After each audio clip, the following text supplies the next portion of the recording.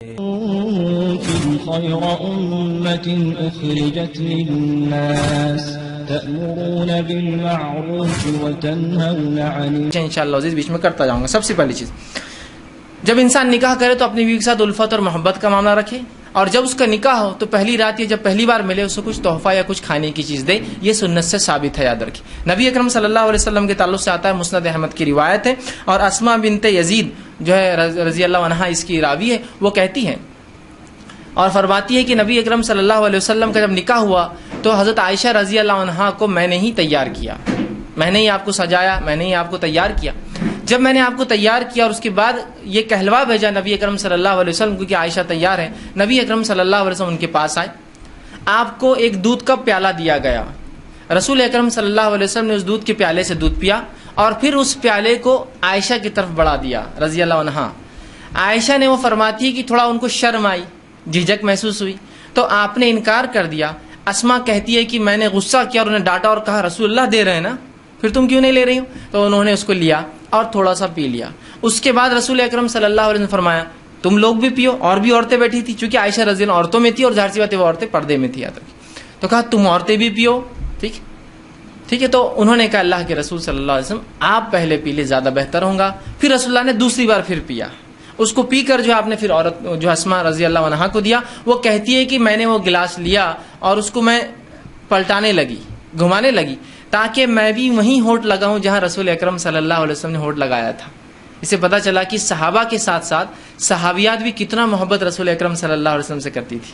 یہ محبت کا تقاضا ہے، جس سے آپ محبت کرتے ہیں اس کی ہر چیز کو آپ پسند کریں، جہاں سے آپ نے پیا وہاں سے پینا پسند. تو وہ کہتی ہے میں خاموشی سے لوگ نہ دیکھے گھما رہی تھی تاکہ وہاں سے پیوں جہاں سے رسول اکرم صلی اللہ علیہ وسلم پیا. اس کے بعد جب میں پی چکی تو رسول اللہ نے دوسری عورتوں سے کہا تم بھی پی لو. عورتوں نے شرما کر کہا کہ اللہ کے رسول نہیں تو آپ نے کہا کہ دیکھو دو چیزیں ایک ساتھ نہیں ہو سکتی، بھوک اور جھوٹ. پی لو، مطلب کیوں شرما رہی ہو؟ پی لو. تم کو بھوک ہے میں جانتا ہوں، لیکن تم جھوٹ بول رہی ہو تکلف میں کہ نہیں ہم نے پی لیا. کہا پی لو، اور پھر نو عورتوں نے بھی پی لیا. سمجھ رہا؟ تو یہاں رسول اکرم صلی اللہ علیہ وسلم پہلی بار اپنی بیوی سے ملے عائشہ رضی اللہ عنہا، تو آپ نے کچھ دیا، مطلب کھانے پینے کی چیز. اور یہ بھی رحمت کا ایک حصہ کہ انسان کچھ کھلا پلا. بہت سے لوگ کنجوس ہوتے ہیں، کچھ کھلاتے پلاتے نہیں کسی کو، نہ اپنی بیوی کو، نہ بچوں کو، نہ کسی کو. تو بہرحال بیوی سے جب پہلی بار ملے تو کچھ کھانے پینے کا دے. کچھ بھی ہو سکتا ہے آج کے دور کے اندر، آپ مٹھائی لے جا سکتے ہیں، اینی تھنگ، مطلب کچھ بھی ہو سکتا ہے جو محبت اور الفت بڑھانے کے لیے. اور کھانا پینا ایک ایسی چیز ہوتی ہے جس کے کرنے سے لوگوں میں آپ کی طرف محبت مائل ہوتی ہے. آپ دیکھیے کسی کو آپ بلانا چاہتے ہیں، کسی سے کچھ کام کروانا چاہتے ہیں تو کیا کرتے ہیں؟ چلو ڈھابے پر، چلو کھانے پر. سر گھر پہ کب آ رہے ہیں آپ کھانے کی؟ تو پروموشن چاہیے آپ کو، ٹھیک.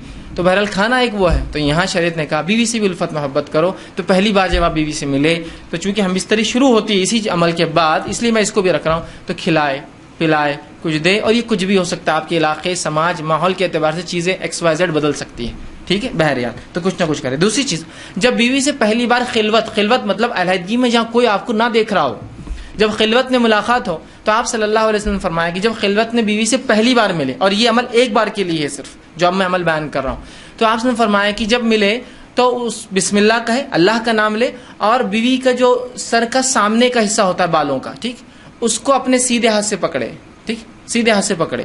سامنے کا سر کا جو بالوں کا حصہ ہوتا ہے ان بالوں کو سیدھے ہاتھ سے پکڑے، ٹھیک ہے. لیکن تکلیف دینی، مطلب پکڑنا، ظاہر سی اگر جمے ہیں تو ہاتھ رکھے، کھلے ہیں تو پکڑنا اچھی بات ہے. آپ نے حدیث میں آتا آپ نے پکڑا اس کو، ٹھیک. یہ آپ کھول بھی سکتے ہیں، اس میں کیا مسئلہ. بہرحال تو اس کو پکڑے، اور پکڑنے کے بعد اللہ کا نام لے اور ایک دعا کرے، جو کہ نبی اکرم صلی اللہ علیہ وسلم نے اس دعا جو ابو داؤد اور ابن ماجہ کی روایت ہے، یہ دعا کرے. اور یہ دعا صرف ایک بار کرنا ہے آپ کو جب آپ خلوت میں پہلی بار اپنی بیوی سے ملیں گے، ہم بستری سے پہلے یاد رکھیں. اور یہ دعا کرے اللہم انی اسألک من خیرہا وخیر ما جبلتہا علیہ، اے اللہ میں تجھ سے اس کے خیر کا سوال کرتا ہوں، اور جس خیر پر تو نے اسے پیدا کیا اس خیر کا سوال کرتا ہوں. اور پھر فرمایا علیہ واعوذ بک من شرہا وشر ما جبلتہا علیہ، اور میں پناہ مانگتا ہوں تجھ سے اس کے شر سے، اور میں پناہ مانگتا ہوں تجھ سے اس کے شر سے، اور اس شر سے جس پر تو نے اس کو پیدا کیا ہے. اور یہ دعا نئی سواری خریدنے کی بھی ہے، یہ دعا نیا غلام خریدنے کی بھی ہے، اور یہ دعا نکاح کے بعد بیوی سے پہلی بار ملنے کے لیے بھی، تینوں کے لیے. اگر آپ سواری خریدے تو رسول اللہ صلی اللہ علیہ وسلم اگر اونٹ خریدتے تو اس کے کوہان کو پکڑ کر یہ دعا کرتے. نکاح آپ نے کیا تو سر پر ہاتھ رکھ کر کیا، ٹھیک ہے. تو بہرحال یہ ایک بار دعا کرنا ہے آپ کو. دیکھیے دعا کتنی دیکھیے اہم اور کتنی اچھی ہے کہ اللہ میں سوال کرتا ہوں تجھ سے اس کی خیر کا، اس خیر کا جس پہ تو نے اسے پیدا کیا ہے، اور اس خیر کا جسے پیدا کیا، اور تجھ سے پناہ مانگتا ہوں اس کے شر سے، اور جس شر پہ تو نے اس کو پیدا کیا ہے. یہ پہلی بار آپ کریں گے. اس کے بعد اب جب ہم بستری کا ارادہ کرتے ہیں تو اس سے پہلے آپ ایک اور دعا کریں گے. یہ دعا کامن ہے, ہر آدمی کو ہر بار ہم بستری سے پہلے یہ دعا کرنی چاہیے. یہ بہت اہم دعا ہے. لوگ پوچھتے ہیں نہیں کرے تو کیا ہوا, نہیں کرے تو کیا ہوا, نہیں بولے تو کیا ہوا, بہت سی چیزیں ہوتی ہیں. تو میں ہمیشہ سوال کرتا ہوں لوگوں سے, چلیے آپ گاڑی چلاتے ہیں, کار ٹو ویلر چلاتے ہیں, اور ہاں سیٹ نہیں ہوئی تو کیا ہوا, ہارن نہیں ہوا تو کیا ہوا, انڈیکیٹر نہیں چلے تو کیا ہوا, مڈ گارڈ نہیں رہا تو کیا ہوا, ساری گارڈ نہیں رہا تو کیا ہوا, بمپرس نہیں رہے تو کیا ہوا, ہے نا. تو آپ بولتے ہیں نہیں اچھی نہیں دکھتی نا گاڑی. مطلب آپ کمپلیشن, دنیا میں ہر چیز کمپلیشن کی طرف چاہتے ہیں, مکمل کی طرف چاہتے ہیں. سنت میں کیوں نہیں چاہتے ہر چیز مکمل کی طرف جائے؟ وہاں نہیں کرے تو مطلب ہر بار نیگیٹو کیوں, پازیٹیو کیوں نہیں کہ کر لوں تو کیا, ہر بار نہیں کرے تو نہیں کرے تو ویسا نہیں کرنا چاہیے. ٹھیک, تو یاد رکھیے یہ دعا پڑھے اور بہت خیر ہے اس دعا کے اندر. ٹھیک ہے, تو آپ صلی اللہ علیہ وسلم جو ہے, معاف کرنا بہرحال وہ دعا سے پہلے ایک چیز میں بھول گیا تھا, وہ یہ کہ جب انسان ہم بستری سے ارادہ کرے تو اس سے پہلے نکاح کی رات جو ہے نماز پڑھنا بھی یاد رکھیے. یہ عمل بھی جو ہے صحابہ سے ملتا ہے, ہمیں صحابہ سے ملتا ہے. ٹھیک, اس کے تعلق سے ایک روایت آتی ہے کہ میاں بھی اکٹھے نماز پڑھے. ایک جو ہے تابعین فرماتے ہیں, ابھی سعد ان کا نام تھا جو کہ غلام تھے, وہ کہتے ہیں میں نے غلامی کی حالت میں نکاح کیا اور اس کے بعد جو ہے ابو ذر غفاری رضی اللہ عنہ, ٹھیک ہے, اس کے بعد وہ کہتے ہیں کہ عبداللہ ابن مسعود اور حذیفہ بن یمان رضی اللہ عنہم کو دعوت دی. یہ صحابہ کو دعوت دی بڑے بڑے. یہ میرے پاس میری دعوت ولیمہ میں جو ہے دعوت میں نے دی نکاح کی, وہ میرے پاس آئے. جب میرے پاس آئے تو انہوں نے مجھ سے کہا کہ دیکھ جب تو اپنے بیوی سے قریب جانے کا ارادہ کر تو اللہ کا نام لے اور یہ دعا کر جو میں نے پہلے بتائی. اس کے بعد کہا کہ پھر تو اس کے ساتھ جو ہے 2 رکعت نماز پڑھ لے. تو آگے کھڑا ہو اور وہ پیچھے. یاد رکھیے مرد اور عورت بازو کھڑے رہ کے نماز نہیں پڑھ, چاہے میاں بیوی کیوں نہ ہو. تو آگے کھڑا رہے, وہ پیچھے کھڑی رہے اور تو 2 رکعت نماز پڑھ لے. اور پھر فرمایا اس کے بعد کیا کرنا ہے, تو بہتر جانے اور تیری بیوی بہتر جانے. ٹھیک, مطلب ان کو ایک سے ایجوکیٹ کیا بیٹھے بیٹھے دعوت میں کہ جو ہے تم جو ہے 2 رکعت نماز پڑھو. تو صحابہ سے یہ عمل ملتا ہے, تو کوئی شخص چاہے تو یہ عمل بالکل وہ کر سکتا ہے. ٹھیک ہے, کہ وہ جو ہے 2 رکعت نماز پڑھ سکتا ہے. جب 2 رکعت نماز پڑھ لی بہرحال, تو اس کے بعد جو ہے اب ہم بستری کا وقت آیا. اگر وہ اس کا ارادہ کرتا ہے تو سب سے پہلے دعا کرے. یہ دعا بڑی مشہور اور معروف ہے, صحیح بخاری کی روایت ہے اور بہت ساری کتب حدیث میں آتی ہے. آپ کریں بسم اللہ, اللہ کا نام سے آپ شروع کریں. اللہم جنبنا الشیطان و جنب الشیطان ما رزقتنا.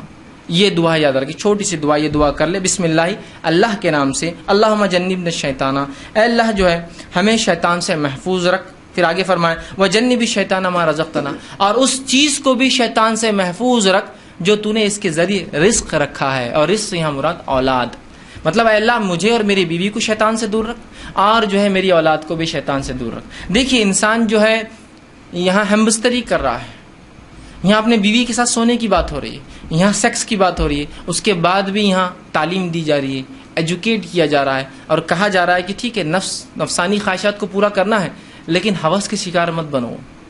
یہاں بھی اللہ کا نام لے کے شیطان سے پناہ مانگی جا رہی. دیکھیے اس عمل میں بھی کیسا پاکیزہ اور کیسا مطہرہ یہ دین ہے, یاد رکھیں. بہرحال اب یہ دعا آپ نے کی, ٹھیک ہے, اب دعا کے بعد آپ بستری کر سکتے ہیں. لیکن یہ بات بہت ضروری ہے جو ہمیں سمجھنا ہے کہ جب شریعت نے مرد کو اجازت دی نکاح کی اور عورت کے ساتھ ہم بستری کرنے کی, تو یہ اجازت کوئی حاکم اور محکوم والا رشتہ نہیں ہے, مالک اور غلام والا رشتہ نہیں ہے. سمجھ رہے آپ بات کو؟ ورنہ ہوتا ہی کہ جب یہ موقع انسان کو مل جاتا ہے مرد کو پہلی بار, تو وہ بالکل ایک عورت کو اپنا شکار سمجھتا ہے.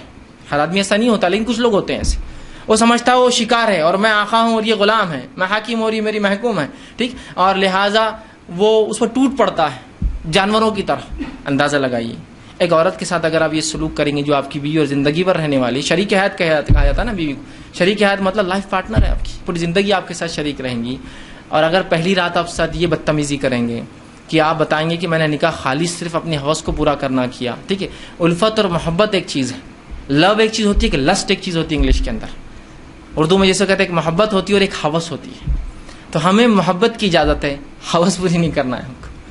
ہمیں جو لو کی اجازت ہے, ہم کو لسٹ نہیں. ٹھیک ہے, انسان ظاہر سی بات ہے وہی عمل کر رہا ہے جو لسٹ میں ہوتا ہے, لیکن اس میں محبت کے تقاضے کے ساتھ کہ یہ میرا اپوننٹ پارٹنر ہے, میری بیوی ہے, اس کے ساتھ زندگی گزارنا ہے. ٹھیک ہے, تو یہ بات بڑی ہے ہمیں سمجھنا ہمارے لیے. تو انسان جو ہے جب اپنی بیوی سے تعلقات قائم کرے تو اس کو حاکم اور محکوم اور ظالم اور مظلوم والا رشتہ نہ بنا دے, بلکہ اس کو محبت اور الفت والا معاملہ رکھے. اور ہم بستری سے پہلے جو باتیں ہم کو رسول اکرم صلی اللہ علیہ وسلم اور صحابہ کے آثار مطلب صحابہ کے عمل سے پتہ چلتی, وہ یہ ہے کہ یہ لوگ فور پلے کرتے, ہم بستری سے پہلے کچھ بیوی سے کھیلتے. اور ایک روایت میں رسول اللہ صلی اللہ علیہ وسلم کی اس بات کا کھلا اشارہ آپ نے فرمایا, جب ایک صحابیہ کہ اللہ کے رسول میں نے ایک عورت سے نکاح کیا لیکن یہ مطلقہ ہے, مطلب اس کی شادی ہو چکی ہے اور یہ جوان تھے صحابی, تو اللہ کے رسول صلی اللہ علیہ وسلم فرمایا کہ تو نے کنواری لڑکی سے کیوں نہیں نکاح کیا تاکہ وہ تجھ سے کھیلتی اور تو اس سے کھیلتا.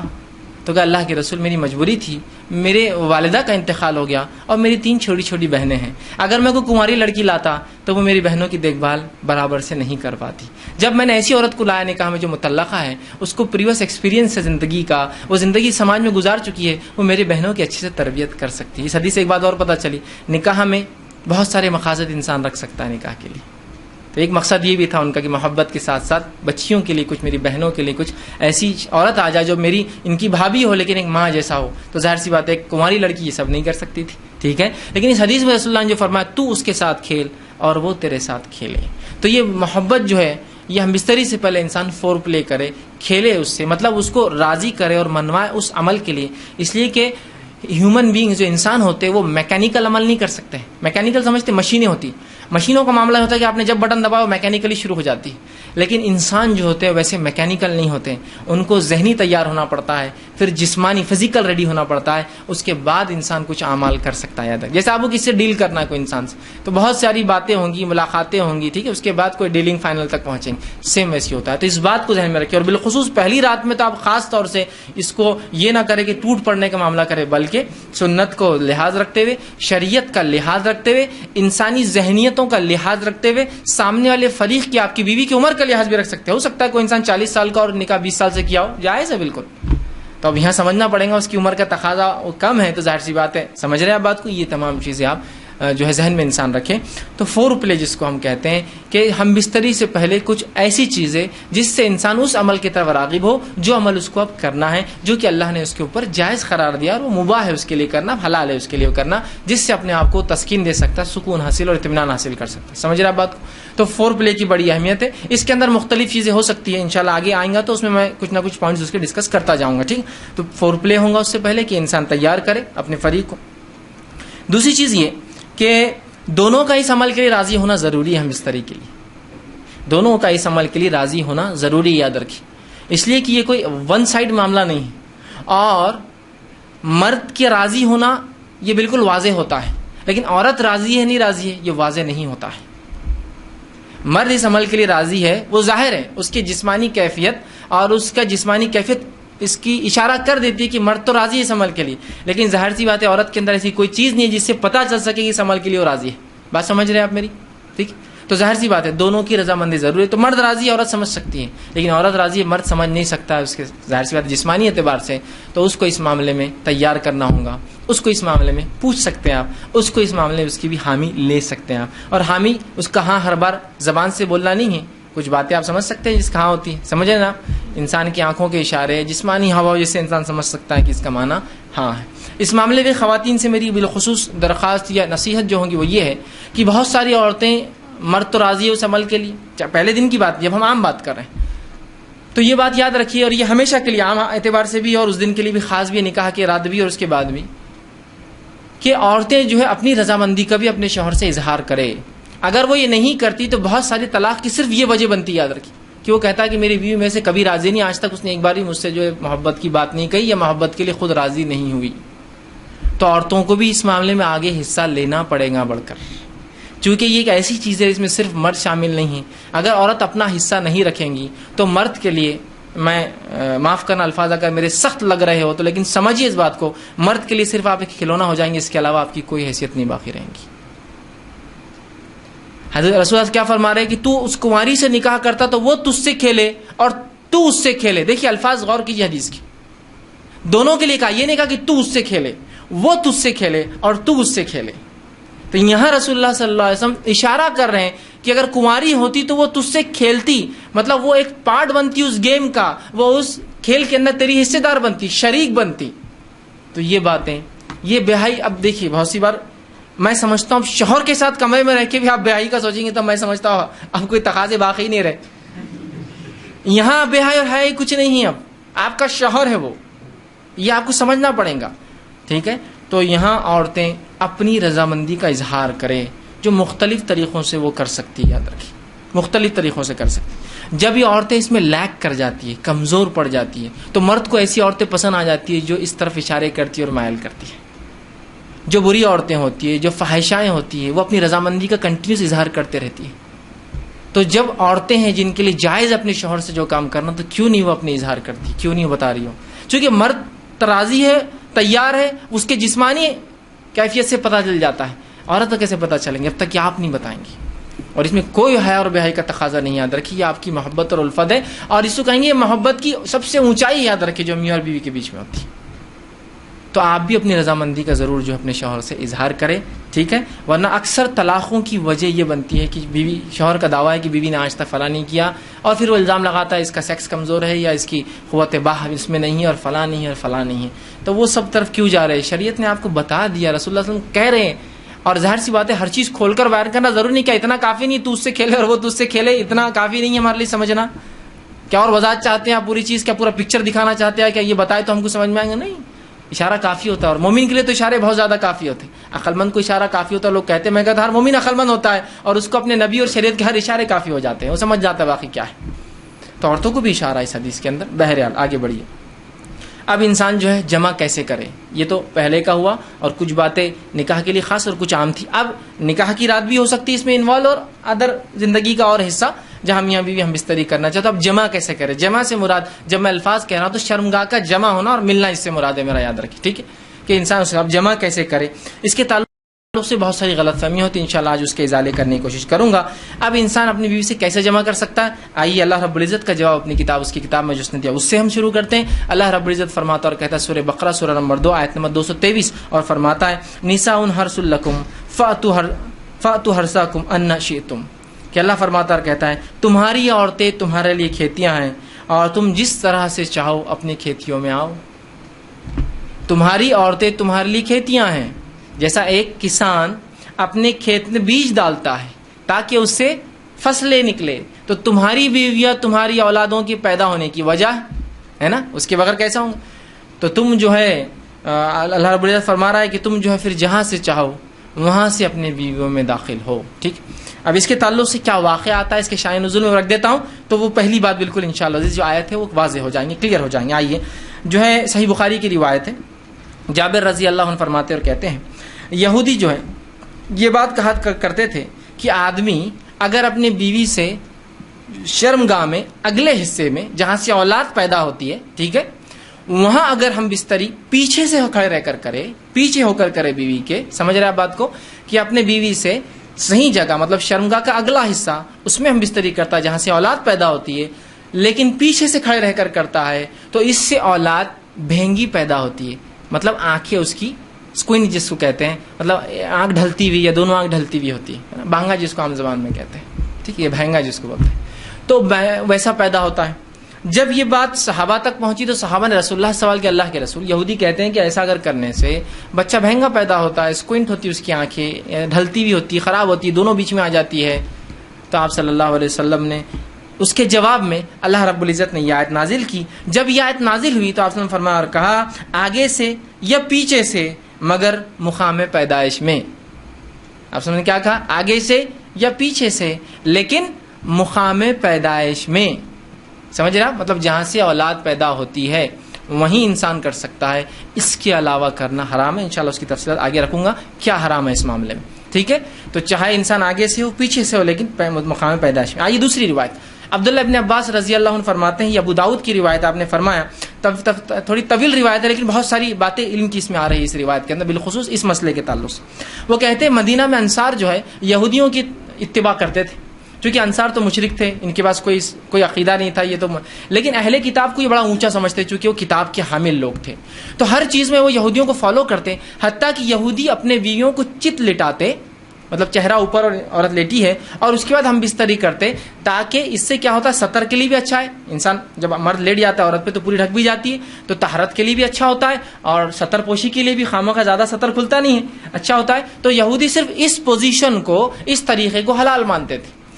چونکہ انصار رسول اللہ صلی اللہ علیہ وسلم کے آنے سے پہلے، اسلام سے پہلے ان کو دیکھتے تھے، ان کو فالو کرتے تھے، اس معاملے میں بھی یہودیوں کو فالو کرتے تھے کہ نہیں یہودی بول رہے تھے اہل کتاب ہے، ان کے پاس ایک دین دھرم تھا جو اللہ کی طرف سے آیا، تو لہٰذا ان کو فالو کرنا چاہیے، تو اس معاملے میں ان کی بھی اتباع کرتے تھے۔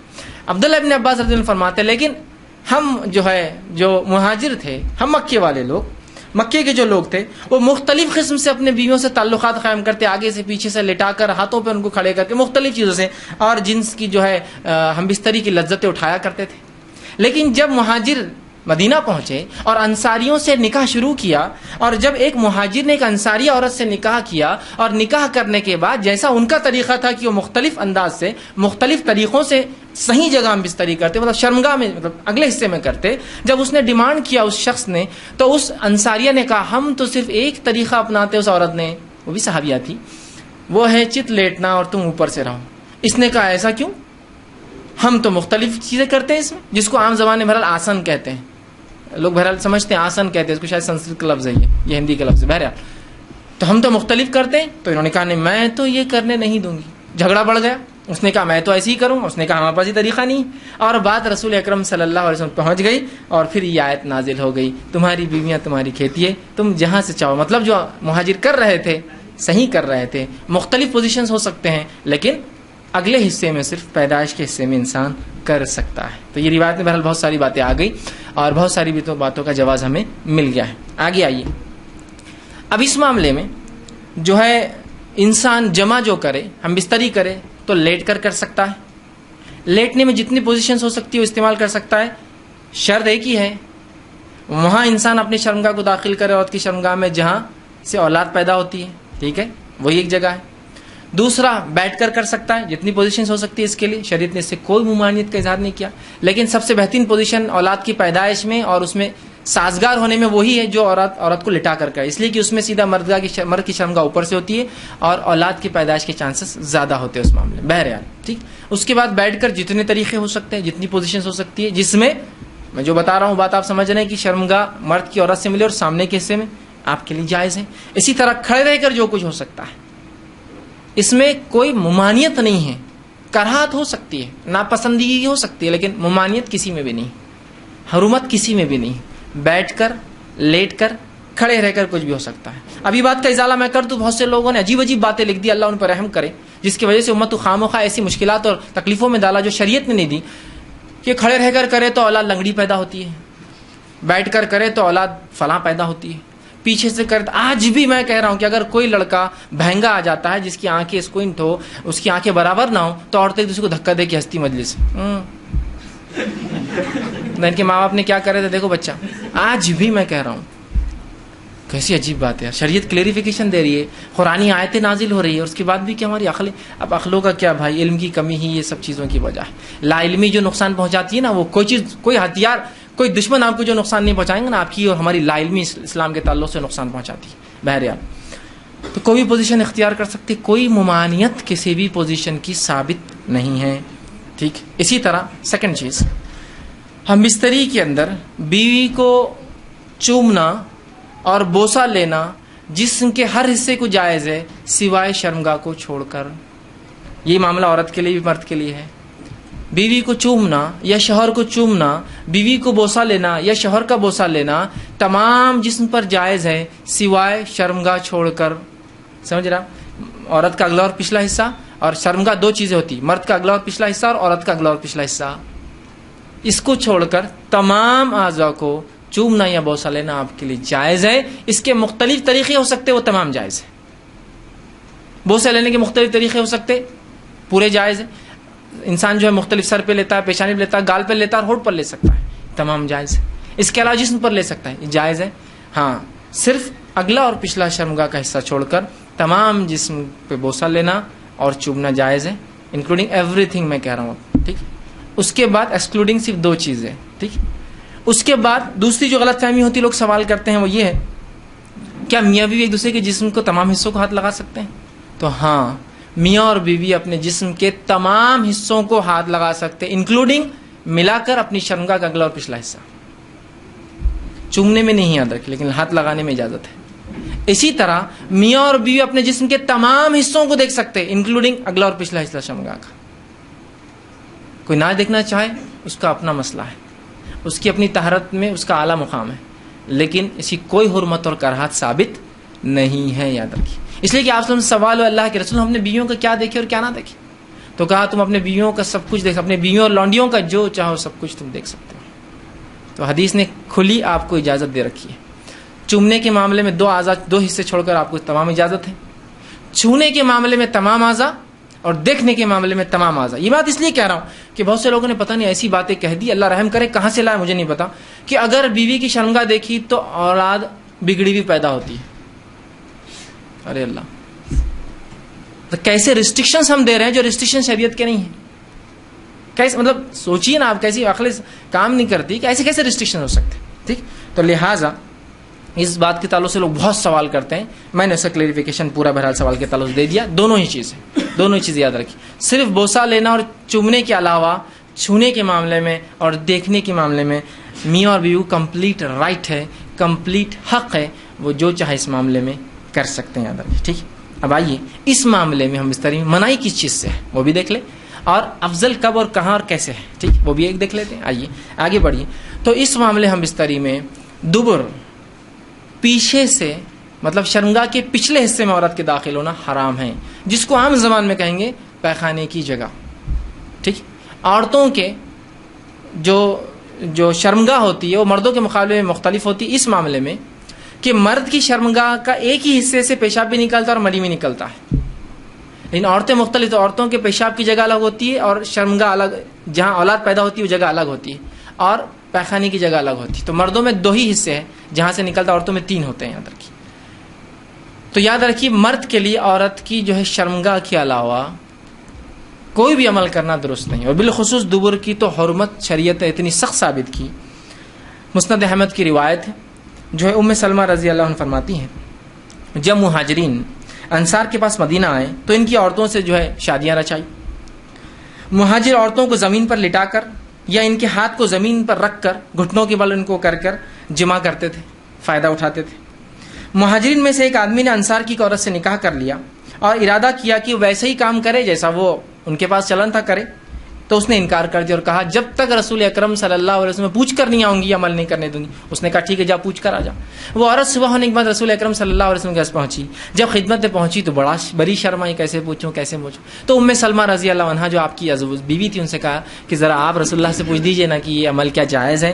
تو آپ صلی اللہ علیہ وسلم نے یہ آیت پڑھی جو آیت نازل ہوئی تھی سورہ بقرہ کی، میں نے پہلے لکھ دی، نساؤکم حرث لکم فاتوا حرثکم ان شئتم، تمہاری بیویاں تمہاری کھیتی ہے، جہاں سے چاہو داخل ہو جاؤ، جو ہے، اور وہ آگے اللہ کے سنا نہیں مگر ایک ہی جگہ مقام پیدائش کا داخل ہو، لیکن نہیں مگر ایک ہی جگہ مقام پیدائش۔ تو اس سے پتہ چلا دبر میں داخل ہونا، پیخانے کی جگہ یا انال سیکس جس کو کہتے ہیں، شریعت میں حرام ہے، اور اتنا سخت حرام ہے کہ اس کی حرمت کے تعلق سے 3 ہی حدیثیں رکھتا ہوں آپ کے سامنے۔ پہلی حدیث آپ سے فرماتے ترمذی اور ابن حبان کی روایت، آپ نے فرمایا اور کہا اللہ تعالیٰ ایسے آدمی کی طرف نہیں دیکھیں گا یا دیکھنا گوارا نہیں کرے گا جو اپنے بیویوں سے دبر میں جمع کرتا تھا، پیخانے کی جگہ جو ہے جمع کرتا تھا، اس کی طرف دیکھنے والا نہیں اللہ قیامت دن، اور اللہ کا نہیں دیکھنا مطلب اللہ کا رحم نہیں کرنا۔ دوسری روایت ابو داؤد کی روایت آپ سے فرماتے وہ آدمی ملعون ہے، اللہ کے نزدیک لعنتی ہے، فرشتوں کے نزدیک لعنتی ہے، انسانوں کے نزدیک لعنتی ہے، جو